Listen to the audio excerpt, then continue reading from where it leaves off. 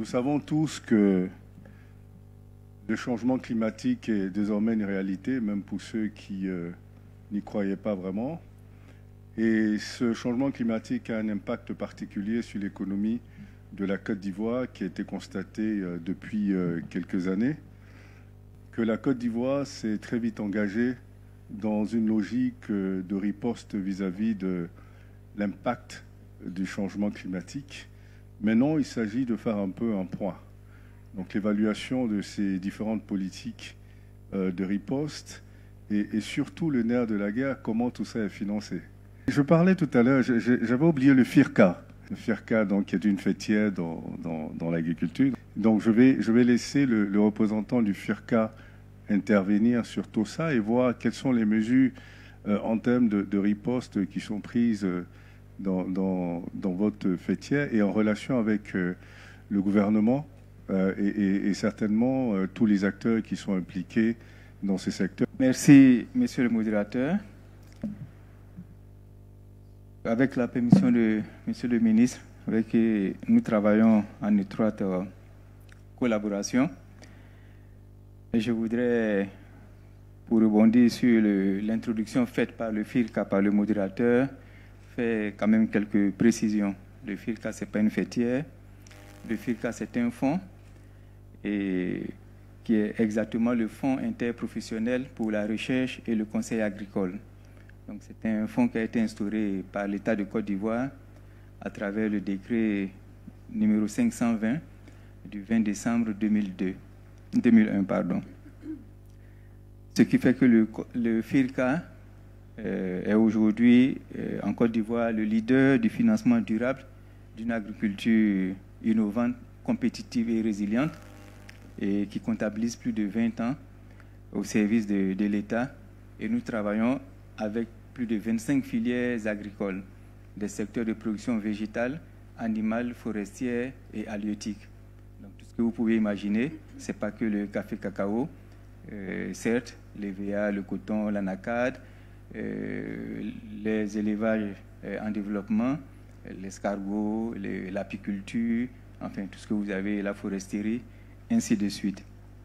Et depuis lors, nous avons mis notre intelligence au service du monde agricole par le financement de plus de 1100 projets à impact et la diffusion d'une centaine d'innovations, parmi lesquelles les innovations climato-intelligentes.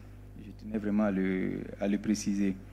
Et je voudrais aussi dire que nous avons eu cette vision beaucoup plus tôt, parce qu'à partir de 2012, nous nous sommes organisés pour avoir notre sein un service environnement et genre que nous avons fait grandir, qui est aujourd'hui transformé depuis 2025 en unité finance climatique et pour cause. Depuis le 29 avril 2020, le FIRCA est la seule entité nationale accréditée auprès du Fonds vert, auprès du Fonds d'adaptation au changement climatique. Et depuis le 17 juillet 2024, nous sommes accrédités auprès du Fonds vert pour le climat. Donc les deux principaux fonds climatiques au monde, la seule entité nationale accréditée est le FIRCA. Cela nous ouvre beaucoup d'opportunités et je ne peux pas passer sous silence le soutien ferme, résolu et engagé de Monsieur le ministre à nos côtés pour pouvoir faire aboutir ces processus-là. Ce qui fait que nous avons aujourd'hui un instrument national qui a la capacité de mobiliser les fonds climatiques par des accès directs et nous l'avons déjà commencé. Je peux vous dire que pour la dotation pays, pour le fonds d'adaptation au changement climatique, a été entièrement mobilisé par le FIRCA à travers des projets qui sont aujourd'hui mis en œuvre. Et depuis l'accréditation aussi au Fonds vert, nous avons dans le pipe 3 projets d'une valeur de 80 millions de dollars qui pourraient être mobilisés d'ici au cours de cette année 2025.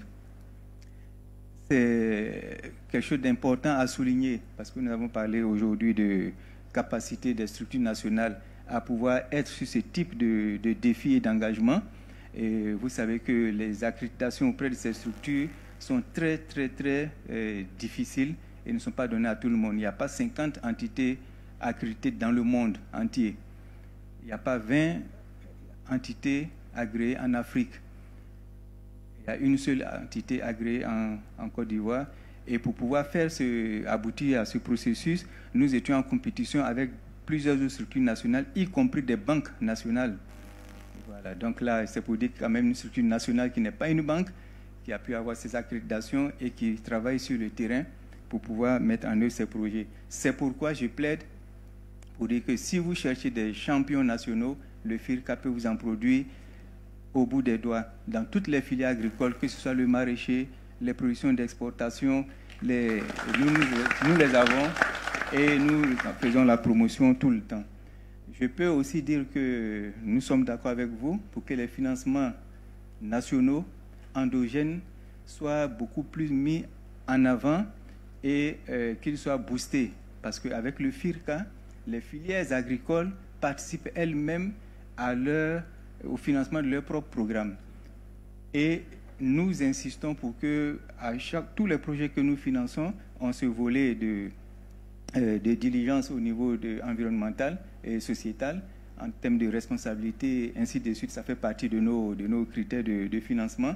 Et aujourd'hui, ces filières se prennent en charge pour répondre aux diligences de l'Union européenne sur la déforestation, par exemple. Vous avez 4 filières ivoiriennes de Côte d'Ivoire qui sont engagées, mais la plupart sont au bout du processus parce que nous n'avons même pas attendu que cette réglementation soit mise en œuvre ou même énoncée avant d'y travailler.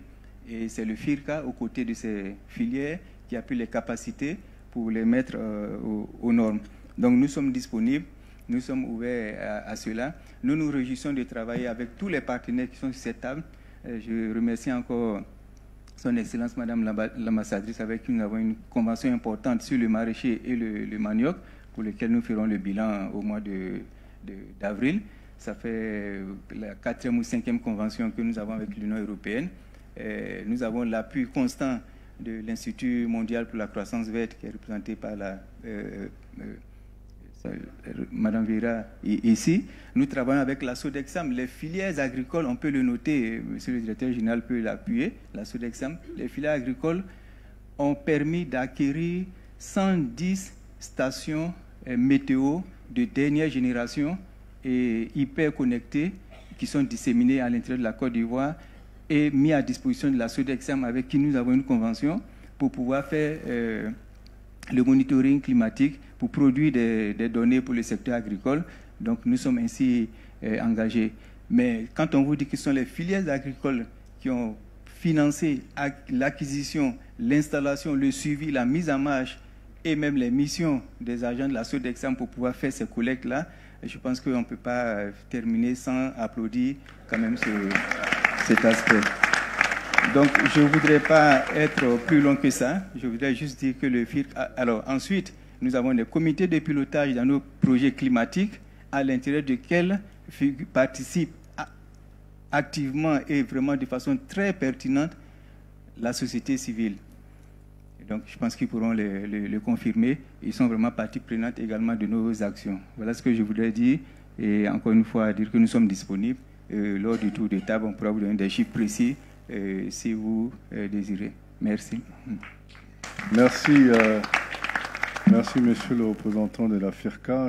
Je pense que l'occasion nous a été donnée de présenter le FIRCA et ce que peut apporter le FIRCA dans la problématique de l'intelligence économique à travers le financement des projets climatiques.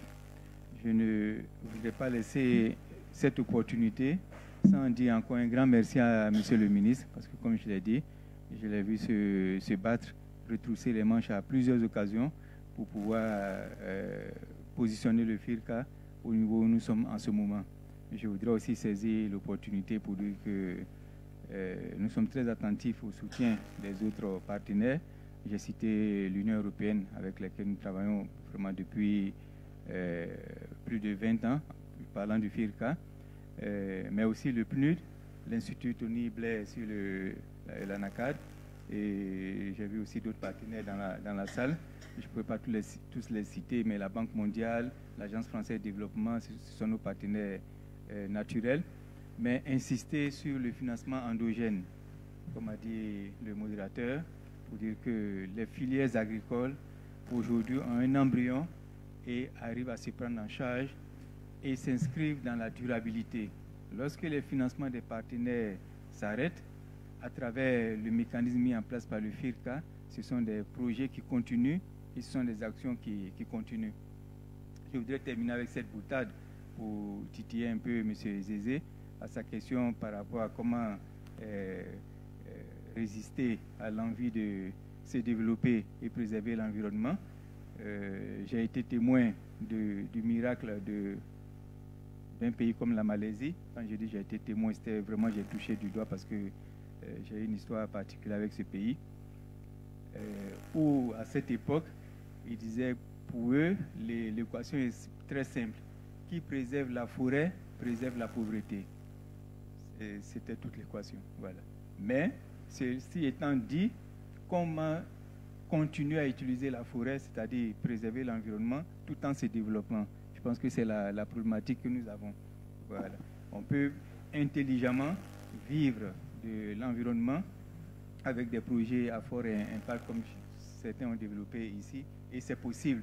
Et je vous l'ai dit, je répète, nous avons des champions dans le domaine. Aujourd'hui, avec l'appui de l'Union européenne, nous utilisons les effluents de transformation du manioc à Boaké, donc dans le Béquet, pour produire l'énergie de cuisson propre et à 100% avec des dames qui n'utilisent plus de feux de bois, ainsi de suite, ainsi de suite. Donc les exemples sont à profusion. Tous ceux qui sont intéressés pourront nous approcher pour que nous puissions continuer le dialogue. En tout cas, je vous remercie et à très bientôt. Merci.